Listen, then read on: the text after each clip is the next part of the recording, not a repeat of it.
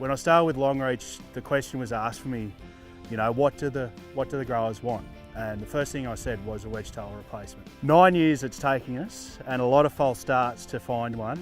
So we're really excited after more than a decade since wedge tail was released.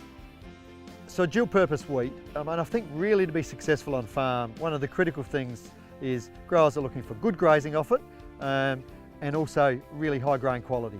So that's why wedge tail has worked on farm, and that's a package we've got in KITTYHAWK as well. So what growers have expected out of wedge tail in the past is what they'll get out of KITTYHAWK in the same environment. We've lifted the test weight in this variety.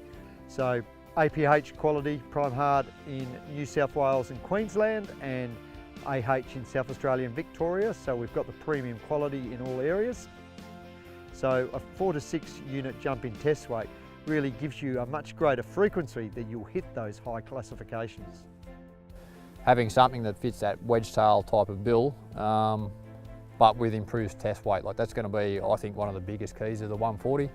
An improvement in test weight, which will just pick it up so that it just keeps us in the game, because quite often the wedge tail after the first rain or get a little bit into harvest just drops in that test weight, and sometimes you can drop out of that top grade. So with the 140, if you can pick up sort of anywhere from 2 to 6 kilograms per hectolitre, it's just going to get us right back in the game.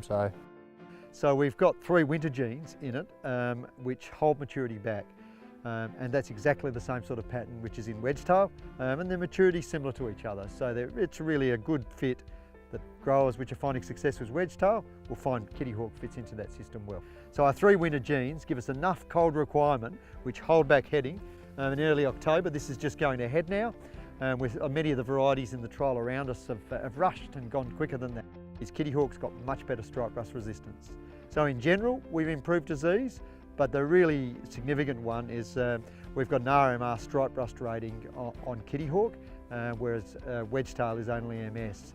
In a longer season wheat, which we're planting earlier and it stays in paddock for a long time, having good stripe rust resistance is an important part of that package. You've used wedge tail for forever and always been looking for something to replace it, but nothing's quite had the go to do it, and the breeders knew that, and they've brought this one out saying we've got the weaknesses of wedge tail sorted, test weight sorted, RMR rust sorted. With an RMR stripe rust, we're really adding some flexibility on farm that you just don't have to chase stripe rust in a long season variety.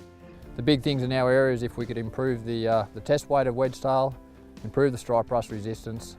So some other advantages of KITTYHAWK, we're showing a yield improvement over wedge tail, and to just have a go at, if you're a wedge tail grower, this is one for you. If you're a wedge tail grower, you really should be looking at